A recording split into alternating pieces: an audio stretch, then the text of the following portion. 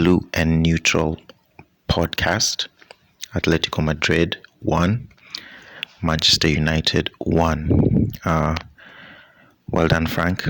Your prediction was spot on and the game played out mostly as you predicted. Don't ask me why I thought Atletico Madrid would score 3 goals, especially after I heard during the game that they had not won at home in the Champions League for 7 games. But I should mention they hit the crossbar twice. Griezmann's curl shot coming the closest. Quick summary of the game. I hyped up Ronaldo in the pre-match, but it was his Portuguese counterpart, João Felix, who scored inside 7 minutes and was probably the best player on the field, at least from an attacking perspective.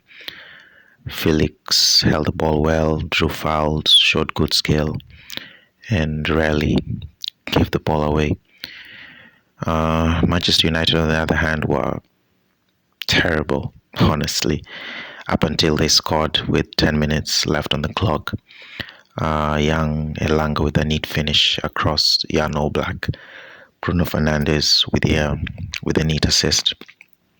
I'll be honest, if someone was looking for a football team to support, it's highly unlikely I would suggest Atletico Madrid. Not because they're bad, but I don't know, they just play a specific way. It's just no nonsense and very rigid. They truly play as a unit. They fight, they claw, they scratch and impose their will on the game. All these are good qualities, but maybe that's why they haven't just stepped up a notch and gone up to that next level.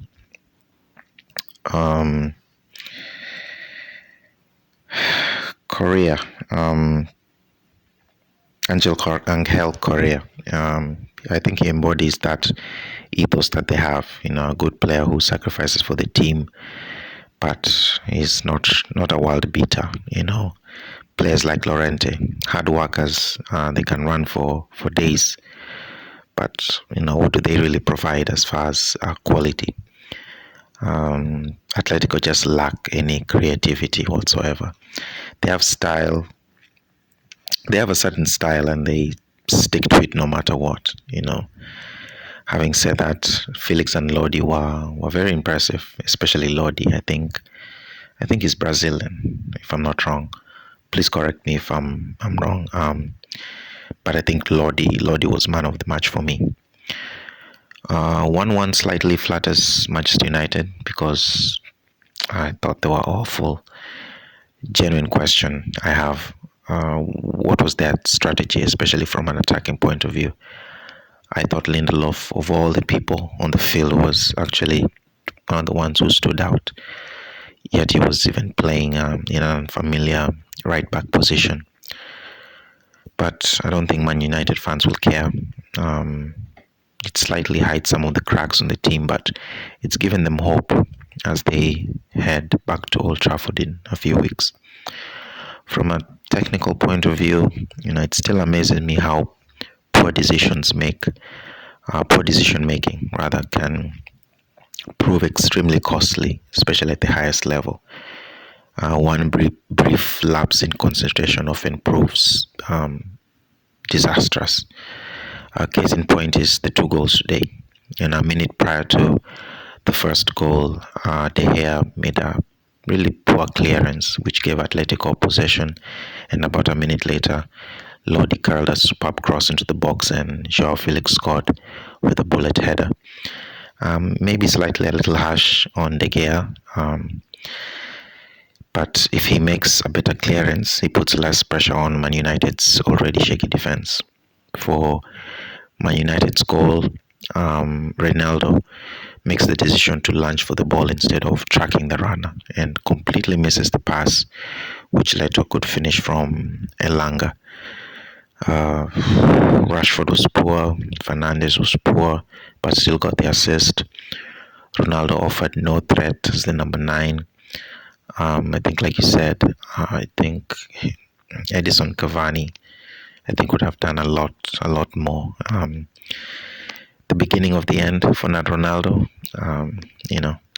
I guess we'll know in the next few months because he actually did nothing.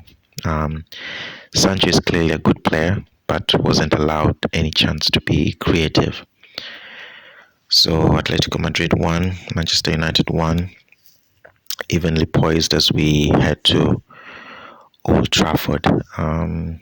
What do you think about Atletico Madrid in general? Are they just anti-football, you know, or is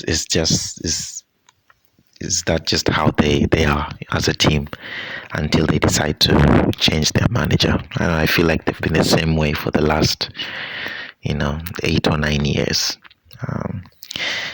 I haven't forgotten your question about Lukaku. I think we'll discuss that on the Liverpool pre-match. So, Thank you, Steve. Intriguing game last night. Fast prediction in the bag. Woo! Yeah, it was an interesting watch for me. It panned out just the way I thought it would. Not only in terms of the scoreline, but in terms of the ebb and flow of the game and how Atleti would set up and how Manchester United would play. I expected Atleti to play exactly the way they played. Difficult to break down, hunting parks, even though they didn't have their best 11 out there yesterday. United, on the other hand, great result for them, but terrible showing, especially the first half. They couldn't get out. They just couldn't get out of their own half. And this was mostly because of the way Atleti set up and the way Atleti were pressing. This is a team made in the image of Diego Simeone because they play the way he wants. Although, if you just think about the names that they have, or the attacking names they have on their team, they have Angel Correa, they have Cunha, they have Luis Suarez, they have Antoine Griezmann, they have João Felix, and even a winger like Thomas Lemar, Carrasco, Rodrigo De Paul. All these attacking players turn into something else when they play for Diego Simeone. I think the only way that will change if they will change their colors only if after Simeone leaves. They play the way Diego Simeone played himself while he was still a player. Anyway, back to the game. The reason I think United were poor is because of their pedestrian passing. They didn't. First of all, it's apart from their passing, it was their mentality. They didn't look like a side who had come out to play in a knockout game of the Champions League. They just wanted to stroll around, especially Pogba, and it didn't feel like they were ready for the game, especially looking at the intensity. They played looking back at the game they played against Leeds, they were more intense than yesterday at the Metropolitana. Atleti, on the other hand, were aggressive, were quick to the loose balls. They really tried to press whenever United could not go forward. Whenever they tried to play sideways passes or pass the ball back to the defenders, that was the trigger for the press. And that explains why Jan Oblak had almost nothing to do until the very end when Jan Elanga came in and scored what was a very, very fortunate goal.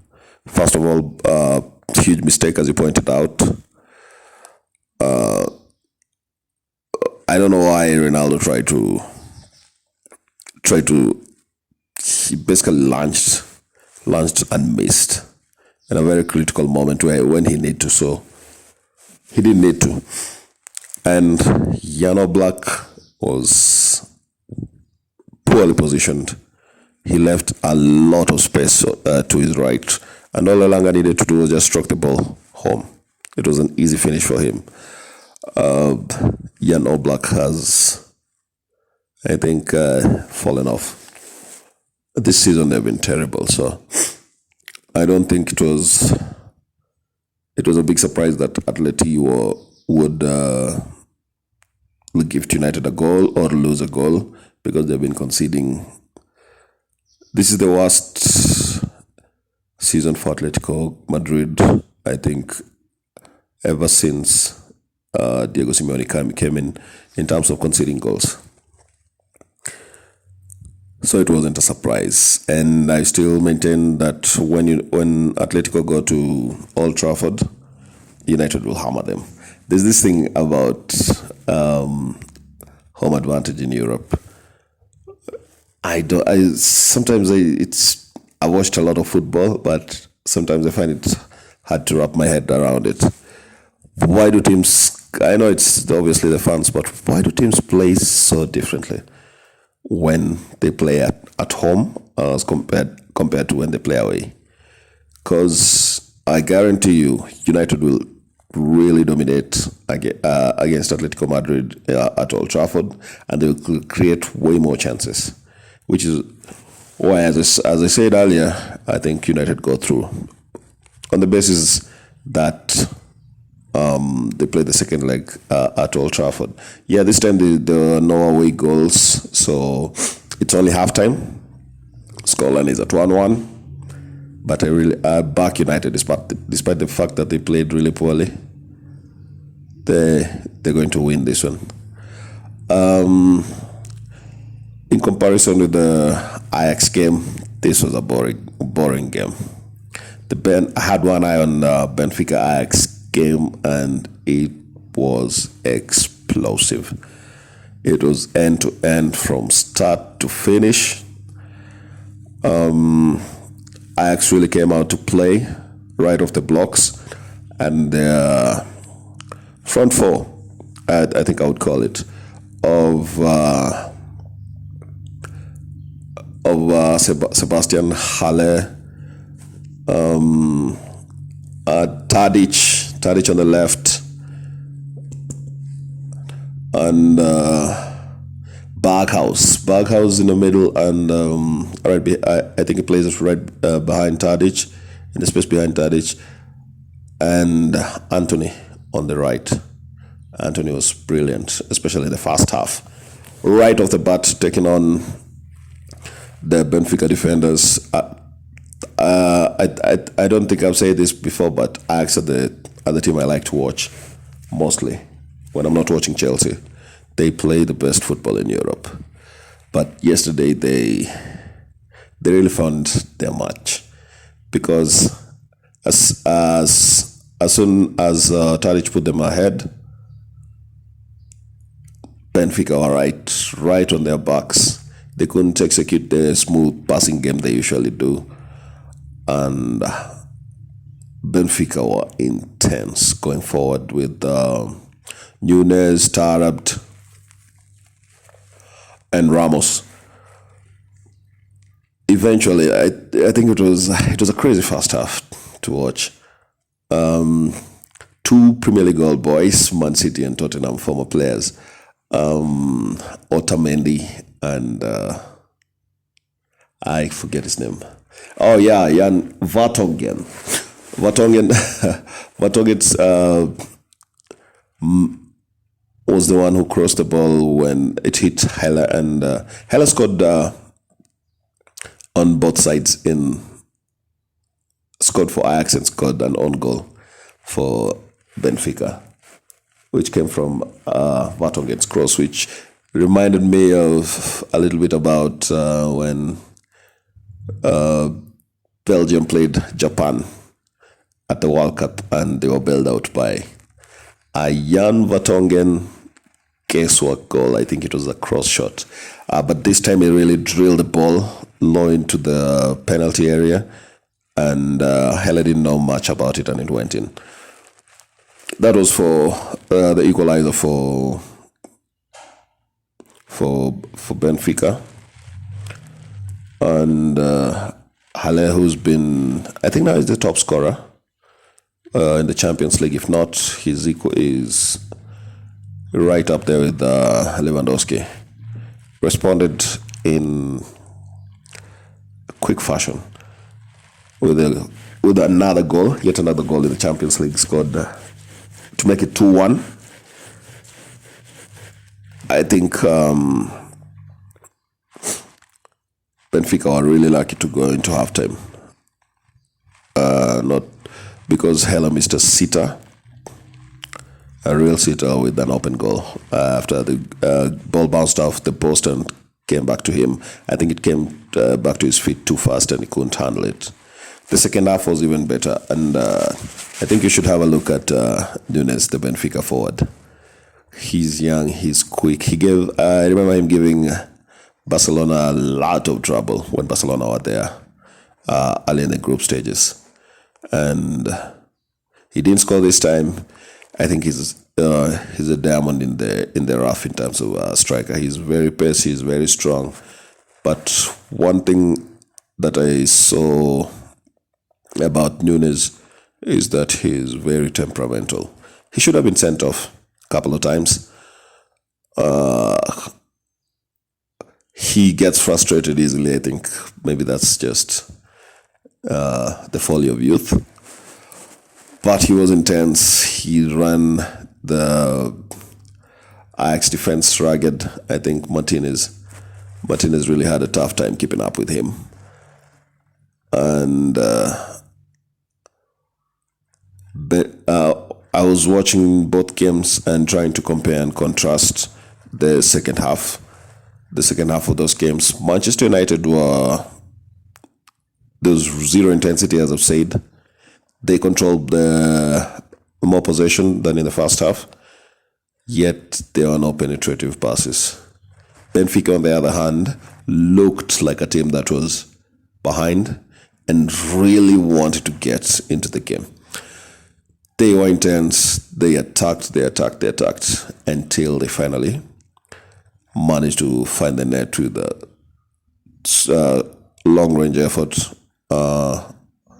Left-footed shot from Ramos, which bounced, with the keeper saved, but unfortunately for Ajax, Yaremchuk, the Ukrainian striker center forward who had just come in, headed it into the empty net to make it 2-2.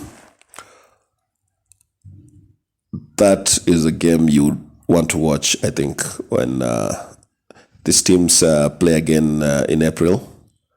I think on the 15th, when he goes back to Ajax. My prediction for that game, I expect Ajax to breeze through. Again, the home advantage thing. Ajax, they will outplay Benfica, but I think Benfica will create a few chances, but Ajax just score for fun when they're at home. Yeah, those are my thoughts.